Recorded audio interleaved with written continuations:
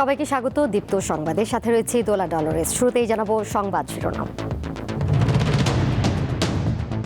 নামেই ভূমি সেবা মেলা, সমস্যার সমাধান মেলে না। দু একটি ব্যতিক্রম থাকলেও অসন্তোষ বেশি। আয়োজকদের দাবি সচেতনতা বাড়ানোই মূল লক্ষ্য। খালি কটি সে অফিসে যাও, এ অফিসে যাও, এ অফিসে যাও। মেলায় এসে আমি কোনো উপকার পাচ্ছি না। তাহলে তো আমরা আর এখানে আসতাম না, ভূমি অফিসে যেতাম। দেশে হাম ও উপসর্গে আরও 6 শিশুর মৃত্যু। টিকা ইস্যুতে অন্তর্বর্তী সরকারের বিরুদ্ধে অভিযোগ ইউনিসেফের। সংকটের কথা জানিয়ে দেওয়া হয় 5টি চিঠি।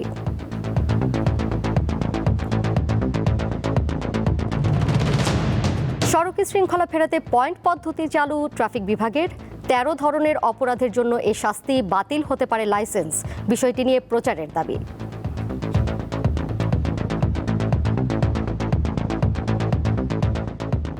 পয়েন্ট বলে আর লাইসেন্স পাবো না, সে সারা জীবন পঙ্গু। এটা খুব ভালো সিস্টেম, তবে এটা অনেকে জানে না যে পয়েন্ট কাটলে কিছু পয়েন্ট অ্যাড হয় একটা নির্দিষ্ট সময় পরে।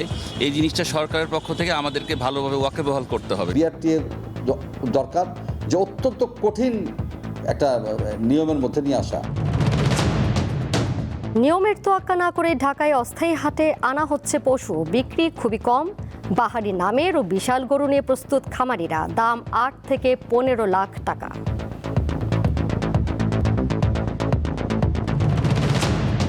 বাংলাদেশ সীমান্তে বেড়া দিতে প্রথম দফায় 27 কিলোমিটার জমি পেল বিএসএফ। ক্ষমতায় আসার 11 দিনের মধ্যেই জমি হস্তান্তর করলেন মুখ্যমন্ত্রী শুভেন্দু।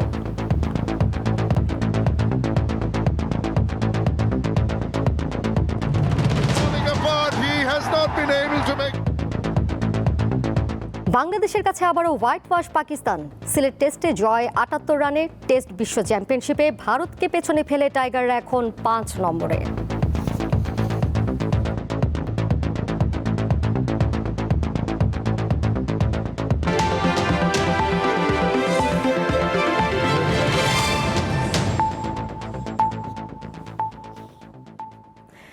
এতক্ষণ শুনছিলেন শিরোনাম, এবার চলে যাচ্ছি পুরো খবরে।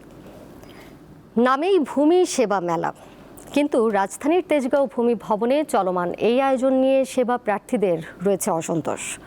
স্টলে স্টলে ঘুরেও মিলছে না সমস্যার সমাধান, রয়েছে নানা অভিযোগ। খালি কটি সে অফিসে যাও, এ অফিসে যাও, এ অফিসে যাও।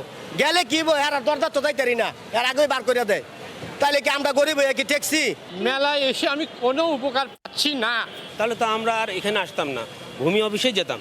তাহলে এই মেলার উদ্দেশ্যটা কি? আমরা কি প্রধানমন্ত্রীর দাওয়াতে এসে কি প্রতারণার শিকার হচ্ছি? ভূমি অফিস মানেই সাধারণ মানুষের মনে ভয় আর ভোগান্তির ধারণা। তবে ভূমি সেবা মেলা উপলক্ষে কিছু মানুষ দ্রুত সেবা পাওয়ার অভিজ্ঞতা নিয়ে ফিরলেও বেশিরভাগ গ্রাহকই এই মেলার যৌক্তিকতা নিয়ে প্রশ্ন তুলেছেন। আমাকে কেউ সলিউশন দিতে পারছে না। এই মেলা করে গভর্নমেন্টের লক্ষ লক্ষ টাকা ক্ষতি খরচ করে কি লাভ পেলাম আমি? নিজের জমি নিয়ে ২৬ বছর ধরে ভোগান্তিতে থাকা অবসরপ্রাপ্ত স্কুল শিক্ষিকা মমতাজ রহমান দম্পতি এসেছেন মেলায় সেবা নিতে। তবে বিভিন্ন স্টল ঘুরেও মেলেনি কাঙ্ক্ষিত সেবা। গ্রাসরুট লেভেলে যেটা জমির আসল যেখানে ঘটনাগুলো ঘটছে সেখানে হাত দিতে হবে। খাজনা দিব আমি, আর জমি মানুষ খাবে ২৪-২৫ বছর বা খাবে বা বেদখল করবে। ২৭ বছর ধরে যে আমি কোর্টের দুয়ারে দুয়ারে ঘুরতেছি, সেইটার থেকে নিষ্কৃতি পাওয়ার জন্য এবং আমি যাতে আমার জমিতে আমি ঠিকভাবে যেতে পারি। বুধবার রাজধানীর তেজগাঁও ভূমি ভবনের ভূমি সেবা মেলায় সারাদিন ঘুরে দেখা গেছে এমন সেবা না পাওয়া সাধারণ মানুষের তালিকা বেশ দীর্ঘ। যেমন গাজীপুরের শাহাবুদ্দিন, ছেঁড়া পর্চার কারণে তিনি জমি বিক্রি করতে পারছেন না। তারা কাজকে অ্যাভয়েড করার জন্য তারা আমাকে বলে দিল আপনার এই সেরাতেই চলবে।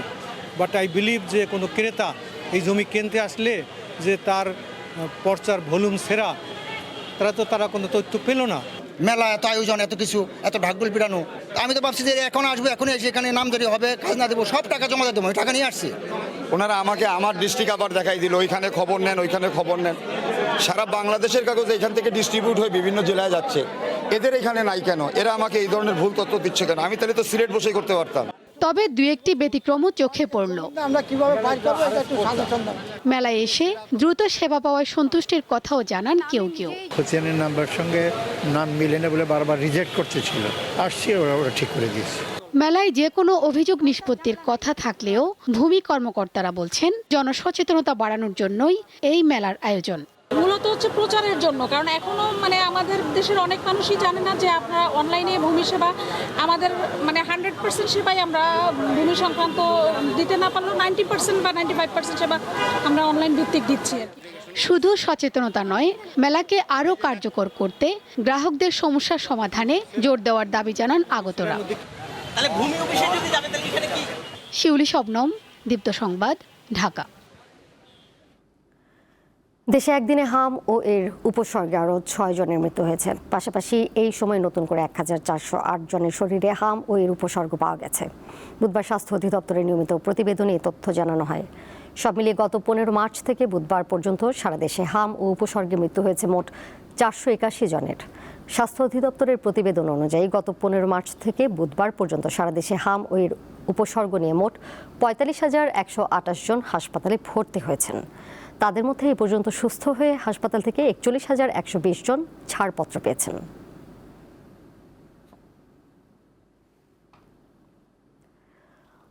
অন্তর্বর্তী সরকারের সময় স্বাস্থ্য মন্ত্রণালয়কে লেখা অন্তত 5টি চিঠিতে সম্ভাব্য টিকা সংকটের কথা বলে সতর্ক করেছিল ইউনিসেফ। তারা 10টি মিটিংয়ে সরকারের কর্মকর্তাদের কাছে একই কথা জানিয়েছিল। ইউনিসেফ মনে করে অন্তর্বর্তী সরকার টিকা ক্রয় প্রক্রিয়ায় পরিবর্তন আনায় দেশে সময় মতো টিকা আসেনি। বুধবার সংবাদ সম্মেলনে এসব কথা বলেন সংস্থার প্রতিনিধি রানা ফ্লাওয়ার্স। 2024 into 2025 into 2026 2024 সাল থেকে সরকারের সাথে অন্তত 10টি বৈঠকে এই টিকা সংকট নিয়ে উদ্বেগ প্রকাশ করেছিল। এর পাশাপাশি 5 থেকে 6টি আনুষ্ঠানিক চিঠিও পাঠানো হয়েছিল। সরকারের স্বাস্থ্য মন্ত্রণালয় এবং পররাষ্ট্র মন্ত্রণালয় উভয়কেই এই পরিস্থিতির বিষয়ে আগেভাগে অবহিত করা হয়েছিল।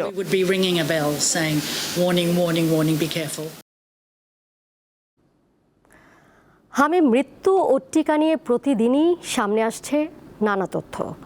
এ নিয়ে কি ভাবছেন সাধারণ জনগণ, এবারে দেখে নেব তা। হাম ও হামের উপসর্গ নিয়ে প্রতিদিনই মৃত্যুর তথ্য দিচ্ছে স্বাস্থ্য অধিদপ্তর। এই হাম নিয়ে সাধারণ মানুষ কি ভাবছে? অনেক সময় দেখা যায় যে বাচ্চাকে হসপিটালে না এনে কোনো ডিসপেন্সারি থেকে ওরা ওষুধ খাওয়াচ্ছে, দেখতেছে কতদিন লাগে বা এরকম কিছু একটা। তো আমি বলবো যে এইসব না দেখে সঙ্গে সঙ্গে যেন হসপিটালে নিয়ে আসে এবং বিশেষজ্ঞদের পরামর্শ নেয়। ওনারা বলতেছে আরও সিরিয়াস হলে নিয়ে আসবেন। ওষুধ টষুধ দিছে, সব কিছু দেখছে, আমরা রিকোয়েস্ট করছি, ও দুধও খাচ্ছে না, ও কিছু মুখে নিচ্ছে না। ওনারা বলতেছে অক্সিজেনের ইয়ে নিয়ে যান, যদি এর থেকে আরও ইমার্জেন্সি হয়ে যায় তাহলে নিয়ে আসবেন। ডক্টরে কি বললো বা বাইরে থেকে যে একটা উদাহরণ দিচ্ছে, ওগুলো আমি বিশ্বাসে নিতেছি না। আমার যখন যেটা হওয়ার কথা সেটাই হবে। এটা কিভাবে নির্মূল করা যায় বা কিভাবে সচেতন থাকা যায়, মানে এর লক্ষণ কি কি, কোথায় যেতে হবে, এগুলো যদি আমাদের সরকার থেকে শেখানো হইতো বা কিভাবে এটা ভালো হয় করলে, সেটা করলে ভালো হয়। একটু অভিজ্ঞতা হয়েছে, খবর টবর দেখে একটু অভিজ্ঞতা হয়েছে আর কি। যতটুকু না জানি, এটা যদি সরকারের তরফ থেকে, সিটি কর্পোরেশনের থেকে যদি মহল্লায় মহল্লায় আইসে একটু বইলা যায়, তদন্ত করে, তাহলে এটা ভালো হয় আর কি, সবাই জানে। হাম আসলে বেঁচে যাওয়ার এটা টিকাটা তো দেওয়া হয় নাই, সঠিক টাইমে যে একটা টিকা ছিল ওই টিকাটা দেওয়া হয় নাই। 56% টিকা ছিল দেশে, তারা এগুলো ভালোভাবে পুশ করে নাই। তারা আসলে এই বিষয়ে অভিজ্ঞও না বা টাকাটা এই খাতে তারা খরচ করতে চায় না। আমি 100% দায়ী করছি আপনার ইন্টালি গভর্নমেন্টকে।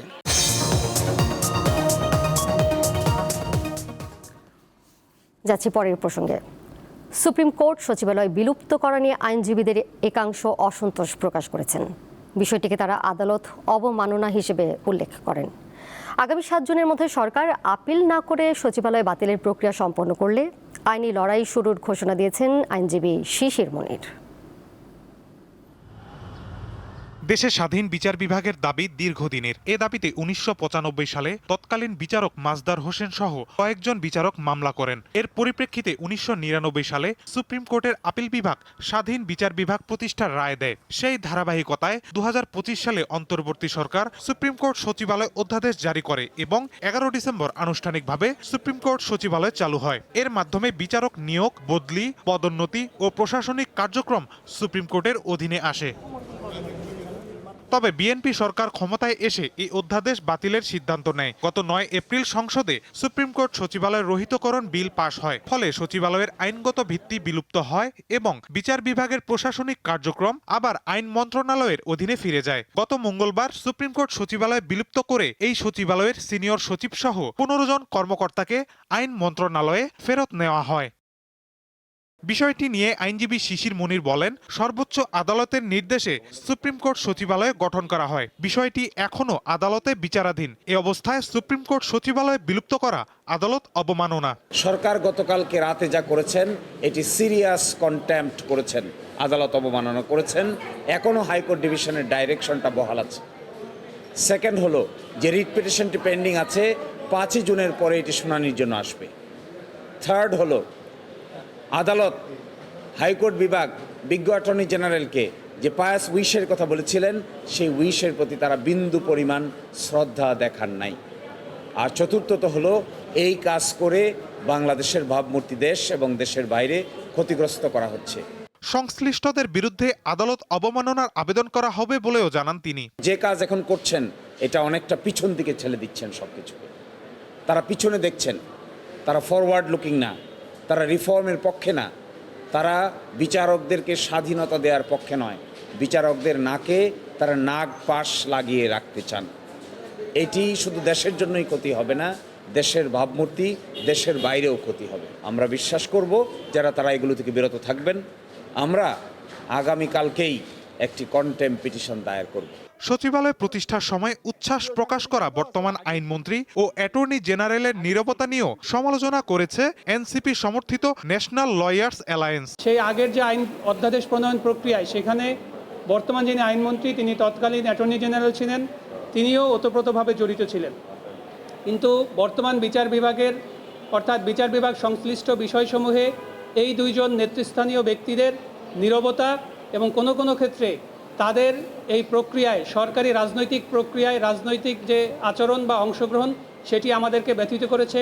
ফেরত নেওয়া ওই কর্মকর্তাদের মধ্যে 9 জন জেলা দায়রা জজ, 2 জন অতিরিক্ত জেলা ও দায়রা জজ, 3 জন যুগ্ম জেলা জজ এবং 1 জন জ্যেষ্ঠ সহকারী জেলা জজ রয়েছেন।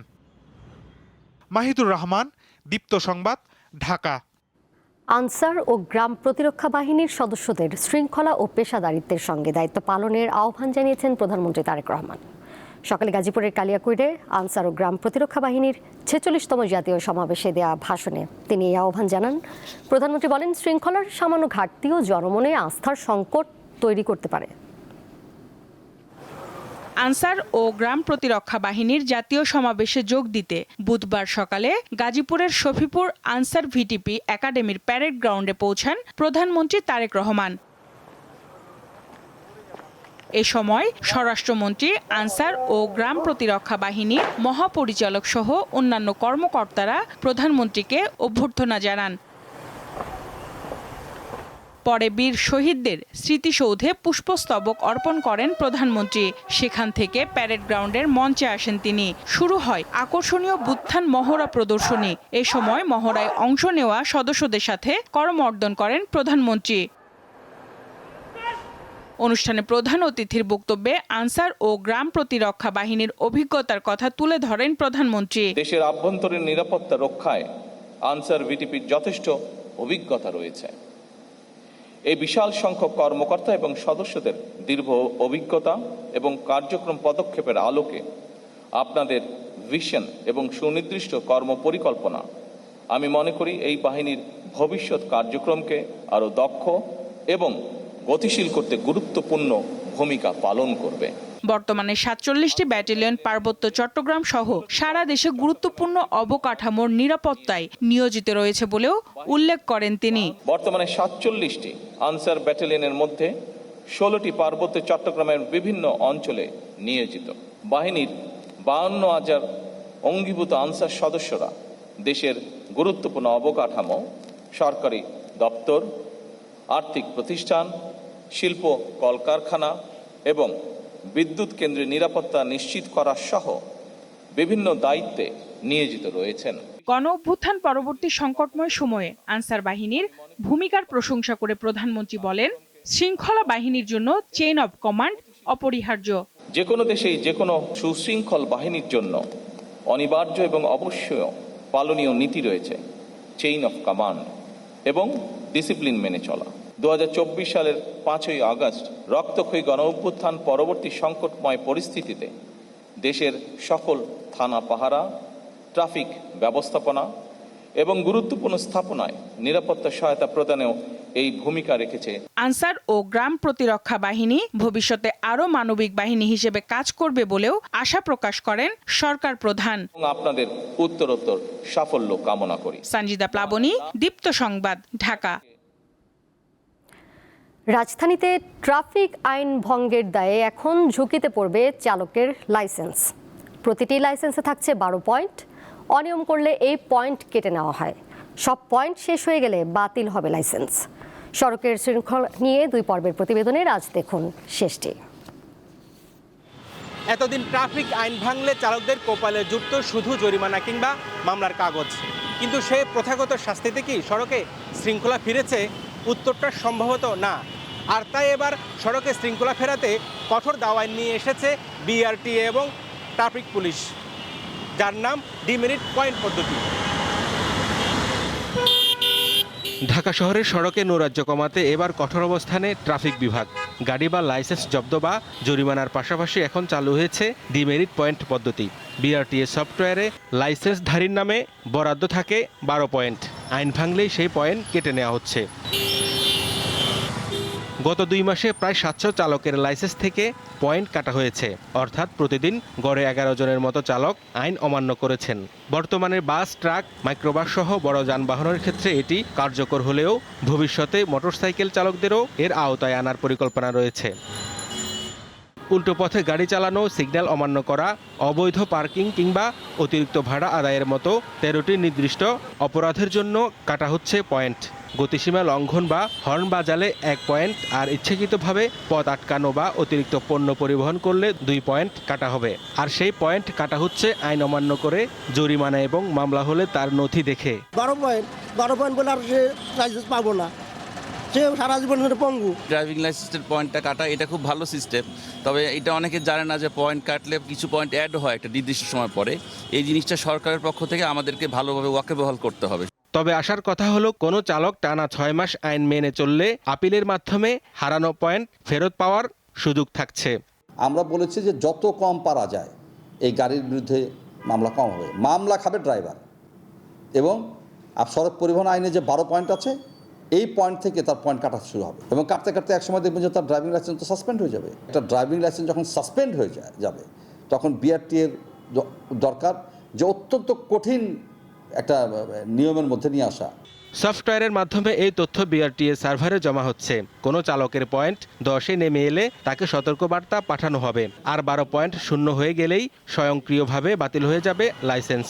ট্রাফিক পুলিশকে আরও যদি আমরা প্রযুক্তির সহায়তা দিতে পারি, যাতে কিনা সে ভেহিকেলের আনফিটের জন্য ফিটনেসের সংক্রান্ত বিষয় মালিককে, চালকের ভুলের জন্য চালককে বা অন্যান্য ক্ষেত্রে যদি আমরা এটা ব্যবহার করতে পারি, দেখা যাবে যে আসলে পুলিশের শারীরিক যেই পরিশ্রমটা করতে হতো সেটা কমে যাবে, বরং তারা প্রযুক্তির সহায়তা নিয়ে তারা সুন্দর এনফোর্সমেন্ট করতে পারবে। পকেটের জরিমানার চেয়ে লাইসেন্স বাতিলের ভয়ই চালকদের সিগন্যাল মানাতে বেশি বাধ্য করবে, এমনটাই মনে করছেন বিশ্লেষকেরা। তাই নিরাপদ সড়ক আর নিজেদের লাইসেন্স বাঁচাতে নিয়ম মানার কোনো বিকল্প নেই। হেদায়েতুল্লাহ সীমান্ত, দীপ্ত সংবাদ, ঢাকা। জানাবো কোরবানির পশুর হাটের খবর। ইজারার নিয়ম অনুযায়ী এদের আগে 5 দিন থেকে কোরবানির পশুর হাট শুরুর কথা রয়েছে। তবে রাজধানীর বেশিরভাগ হাটে এর মধ্যে গরু ছাগল আসতে শুরু করেছে, তবে ক্রেতার সংখ্যা খুবই কম। আগামী 28শে মে পবিত্র ঈদুল আজহা। এই ঈদুল আজহাকে কেন্দ্র করে রাজধানীর 24টি জায়গায় অস্থায়ী পশুর হাট বসেছে। ডিএনসিসি এবং ডিএসসিসি এই হাটগুলো বসিয়েছে। আমরা বর্তমানে আছি রাজধানীর তেজগাঁওয়ের কলোনি বাজার হাটে। এখানে এসে দেখলাম যে বিভিন্ন পশু, গরু, ছাগল এখানে উঠেছে। এখন পর্যন্ত যে বিক্রির যে তালিকা বলি অথবা ইতিহাস বলি, যে এখন পর্যন্ত বিক্রি 2-1টা হয়েছে, খুব বেশি বিক্রি এখন পর্যন্ত শুরু হয়নি। আশা করা যাচ্ছে যে আগামী 2 থেকে 3 দিনের ভিতরে পুরোদমে বিক্রি শুরু হবে। চুয়াডাঙ্গা, পাবনা এই অঞ্চল থেকে মোটামুটি বেশ কিছু গরু এসেছে এবং অর্ধেক গরু বলা যেতে পারে এই অঞ্চল থেকে এসেছে। আমরা এতটুকু যেই খামারিদের সাথে কথা বলে এই বিষয়টা জানতে পেরেছি। আমরা একজন খামারের সাথে কথা বলবো, জানতে চাইবো যে উনি কোথা থেকে আসলেন। আমি চুয়াডাঙ্গা থেকে এসেছি, আর চুয়াডাঙ্গা আলমডাঙ্গা থেকে এসেছি। আচ্ছা, কয়টা গরু? আমি 15টা গরু আনিছি। আচ্ছা, গরুগুলোর ওজন কেমন হবে? ওজন 10 মন, হাইট 10 মন, 7 মন, 12 মন আছে এবং নিম্ন 3.5 মন পর্যন্ত নিম্ন এই ধরনের গরু আমি এনেছি। আচ্ছা, আপনি এখন পর্যন্ত কয়টা গরু বিক্রি? আমি বিক্রি এখন গতকালকে সন্ধ্যে একটু আগে নামিয়েছি, গরু এখনো বিক্রি হয়নি। একটা গরু 2,90,000 টাকা দাম হয়েছে, আমি ছাড়িনি। সব গরু কালারফুল গরু, লাল কালার, এবং গরু খুব নজস্বী গরু এবং সবাই দেখতেছে গরু, খুব এলাকার জনগণ এবং কাস্টমাররা খুব দেখতেছে। আমি যদি দাম 3.5 লাখ চাই, সেরা মনে করেন যে 1,80,000 মাসে গরু চলে যেত, এখন তো এরকমই হচ্ছে না। যতটুকু বোঝা যাচ্ছে যে আগামী 2-1 দিন পর থেকে গরুর হাট জমে যাবে, এরকমটাই মনে হচ্ছে। কুরবানির হাটে তোলার অপেক্ষায় দিনাজপুরের সম্রাট, চাঁপাইনবাবগঞ্জের নবাব আর পাবনার সাদা সুলতান। এদের দাম হাঁকা হচ্ছে 8 থেকে 15 লাখ টাকা পর্যন্ত। বিশাল আকৃতির এসব পশুকে সম্পূর্ণ প্রাকৃতিক খাবার খাওয়ানোর দাবি মালিকদের। বিশাল দেহের ধূসর রঙের ষাঁড়টির দৈর্ঘ্য প্রায় 10 ফুট, উচ্চতা 5 ফুট, 30 মণ ওজন ষাঁড়টির নাম রাখা হয়েছে সম্রাট। দাম হাঁকা হবে 12 লাখ টাকা। এটা সম্রাট। সম্রাটের মালিক দিনাজপুর জেলার পার্বতীপুর উপজেলার হামিদপুর ইউনিয়নের মধ্য দুর্গাপুর গ্রামের আব্দুর রাজ্জাক। তিনি জানান, সম্রাটকে দেশীয় খাবারের পাশাপাশি কাঁচা কলা, গাজর, আপেল, কাঁঠাল সহ বিভিন্ন মৌসুমী ফল খাওয়ানো হয়। প্রতিদিন খরচ 800 থেকে 1000 টাকা। বছর থেকে লালিত পালিত করতেছি দেশীয় খাবার খাইয়ে, ঘাস, খড়, ভুট্টার আটা, গমের ভুসি, খৈল, মসুর কালাই, দেশীয় সিজনারি ফল খাওয়াই, যেমন কাঁঠাল কম দাম পাওয়া যায়। আবার দেখা গেছে কিছু সবজি, কাঁচা বাজার, পাতাকপি, এই ধরনের কিছু কম দামি যেগুলো ফল পাওয়া যায় এগুলোকে খাওয়াই লালিত পালিত করে বড় করছি। সাদা কালো রঙের বিশাল দেহ, শান্ত চলন বলন আর আভিজাত্যের অবয়ব। নাম নবাব। চাঁপাইনবাবগঞ্জ সদর উপজেলার বালিয়াডাঙ্গা ইউনিয়নের ইউসুফ আলী বিশ্বাসের খামারে পরম মমতায় বড় হয়েছে নবাব। 3 বছরের প্রচেষ্টায় বর্তমানে 4 দাঁতে নবাবের দৈর্ঘ্য প্রায় 8 ফুট, ওজন 25 মণ। ঘাস, খড়, ভুট্টা, গম, খৈল ও ভুসি নবাবের মূল খাবার। আমার খামারে একটা বড় গাভী ছিল, ওখানেই তাকে বীজ দিই, উন্নত মানের বীজ দিই। বীজ দেওয়ার ফলে এরকম একটা আমরা প্যারাই পাইছি, গরু পাইছি। এই গরুটাকে লালন পালন 3 বছর যাবৎ করার পরে এখন বর্তমানে ওনার ওজন 25 মণ দাঁড়িয়েছে। আমাদের চাঁপাইনবাবগঞ্জের নামের সাথে মিল রেখে নবাব নাম দিয়েছি এবং নবাবের মতোই তার চলাফেরা এবং খুব ভদ্র নম্র ধরনের এই গরুটি। ধবধবে সাদা, দৈর্ঘ্য 6 আর প্রস্থে 9 ফুট। পাবনার বিশাল এই ষাঁড় গরুর নাম সাদা সুলতান। 15 লাখ টাকায় বিক্রির প্রত্যাশা মালিকের। কামরুন নাহার, দীপ্ত, বার্তাকক্ষ।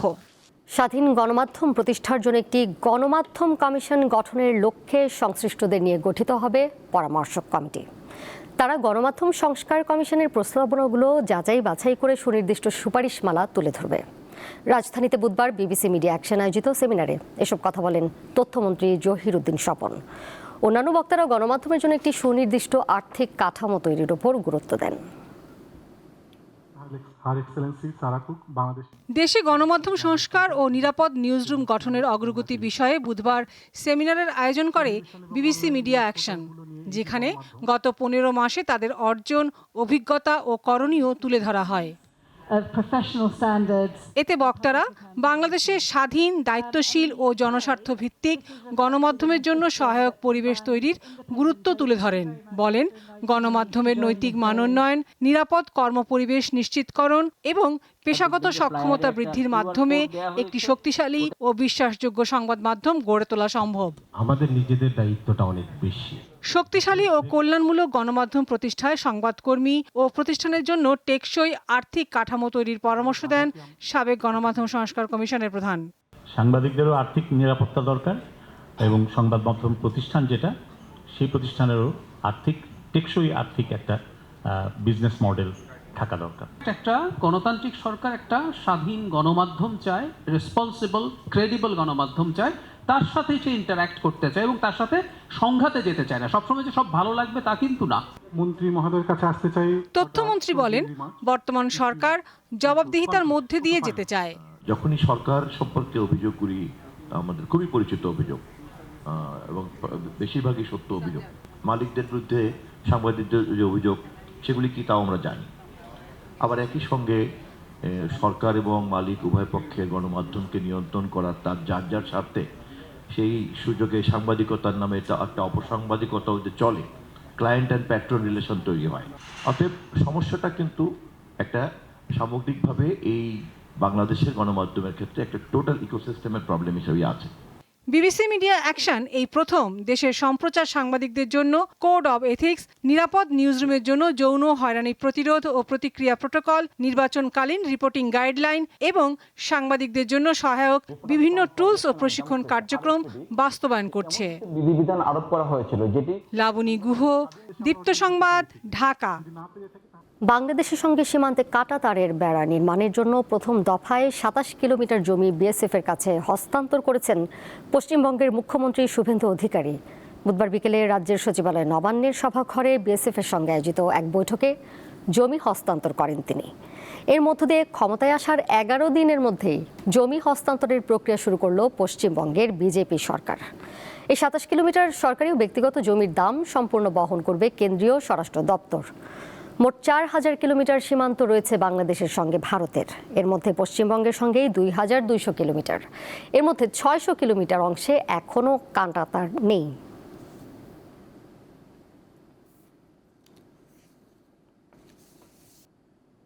আর এই ছিল দীপ্ত রাতের সংবাদে।